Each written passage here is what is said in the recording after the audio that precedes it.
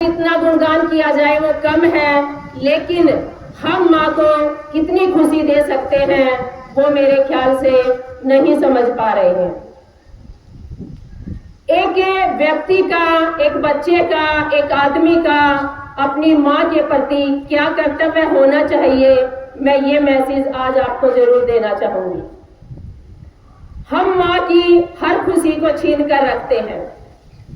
माँ अपने मुंह में से निवाला निकाल करके और हमें खिलाती है। माँ अपने हर सुख की को त्याग करके और हमें खुश रखती है। लेकिन हम क्या करते हैं अपनी माँ के लिए? एक व्यक्ति को भी आपकी अपनी माँ की सेवा में हर वक्त तत्पर रहना चाहिए, तैयार रहना चाहिए। और माँ जो है किसी बच्चे से, अपने बच्चे से कभी भी इतनी बड़ी उम्मीद नहीं रखती कि वो पूरी ना की जा सके। माँ की इच्छाओं को तो हम पूरा नहीं कर सकते, लेकिन हमें माँ को कभी घाव भी नहीं देने चाहिए। समय हर घाव को बुला देता है, लेकिन औलाद का दिया हुआ घाव हमेशा हरा भरा रहता है। हमें अपनी माँ की हमेशा सेवा करनी चाहिए। उनके कहने को कभी नहीं गिराना चाहिए, चाहे भले ही हमारे सामने कैसी भी परिस्थितियां क्यों ना हो, लेकिन माँ की बातों को नहीं मोड़ना चाहिए। सुबह सबसे पहले उठते ही माँ के चरण स्पर्श करने चाहिए और उनसे आशीर्वाद लेना चाहिए। माँ से कभी भी बददुआ नहीं लेनी चाहिए। माँ का आशीर्वाद भगवान के आशीर्वाद से भी बढ़कर होता है। क्योंकि अभी कक्षा 12वीं की छात्रा भारती ने बताया कि भगवान भी माँ को बनाकर बहुत पछताया। जो भगवान के पास था वो सब अधिकार माँ ने छीन लिए। माँ के पास इतनी ताकत होती है, इतनी पावर होती है कि वो अपने बच्चे को जो देना चाहती है, जैसा आशीर्वाद देती है, वो हमेशा पूरा होता है।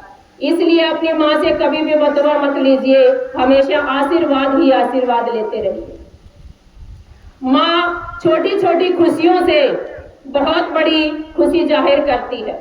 जब हम खाना खाते हैं तो हमें सबसे पहले अपनी माँ से पूछना चाहिए कि माँ आप भी आइए और हमारे साथ बैठकर खाना खाइए।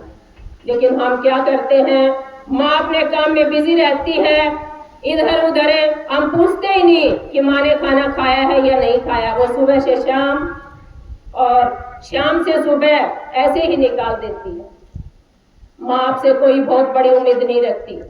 एक मैसेज छोटा सा और देना चाहूंगी कि माँ आपको डांटती है, फटकारती है, किसके लिए? आपके निर्माण के लिए। माँ ही वो शख्स है इस संसार के अंदर, माँ ही वो आदमी है, वो औरत है, वो व्यक्ति है जो आपको हर तरह की ऊंचाइयों पर देखना चाहती है। इसलिए वो आपको डांटती है, फटकारती है। लेकिन आपके अंदर सहन शक्ति नाम की जो चीजें हैं वो बिल्कुल खत्म हो चुकी है। माँ ने डांट दिया, आप रूठ गए और खाना नहीं खाया, चलेगा, माँ आपको मना लेगी और आप खाना खा लेंगे। माँ ने डांट दिया, आपके परीक्षा में कम मार्क्स आए, चलेगा, आप रूठ गए और 2 दिन या 3 दिन तक आप माँ से नहीं बोले, चलेगा, कोई बात नहीं। माँ फिर भी बर्दाश्त कर लेती है और माँ के दिल में प्यार का एक कोना होता है और एक विश्वास होता है कि मेरे अंदर वो ताकत है, मैं अपने बच्चे को मना लूंगी। लेकिन वहां पर जाकर के माँ हार जाती है जब बच्चे माँ की डांट फटकार से और क्या कर लेते हैं, सुसाइड कर लेते हैं। बेटा अपने अंदर इतनी ताकत रखिए, इतनी विल पावर रखिए कि हमारे सामने कैसी भी परिस्थितियां क्यों ना आ जाए, हमें कभी सुसाइड नहीं करनी चाहिए। अभी रिसेंटली एक ऐसा केस हुआ है, मुझे नहीं पता उसके पीछे रीजन क्या रहा होगा।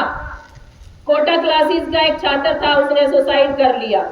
लेकिन नहीं, ना तो माँ हमें ये सिखाती है कि हमें सुसाइड करना चाहिए। जब वो हर परिस्थिति में हमारे साथ खड़ी है तो हम क्यों नहीं?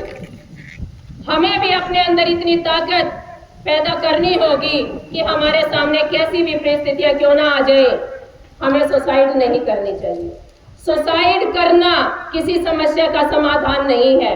यहाँ तक ही जिंदगी नहीं है कि आपके 12th में कम मार्क्स आए या आपने इंजीनियरिंग का टेस्ट दिया वहां पे आपके कम मार्क्स आए या आपका पीएमटी का टेस्ट क्लियर नहीं हुआ। यहाँ तक जिंदगी नहीं है, इससे आगे भी बहुत लंबी जिंदगी है। जिसके अंदर ताकत है, करने का जज्बा है, वो कुछ भी कर सकता है। अपने आप को कभी भी कम मत आंकिए। जब भी आपका मन विचलित होता है, अपनी माँ को याद कर लीजिए। अगर पास में नहीं है तो कोशिश कीजिए उसके आंचल में जाने की। माँ वो डॉक्टर है जिसके पास हर मर्ज की दवाई है। माँ के पास किसी भी प्रकार की कैसी भी परिस्थिति क्यों ना हो, सबसे लड़ने की ताकत होती है और वो अपने बच्चे को भी यही सिखाती है। तो हमें अपनी माँ को कभी भी हार्ट नहीं करना चाहिए, कभी भी दुख नहीं देना चाहिए। अगर हम उनको की सेवा नहीं कर सकते तो कम से कम उनको दुख तो ना दीजिए।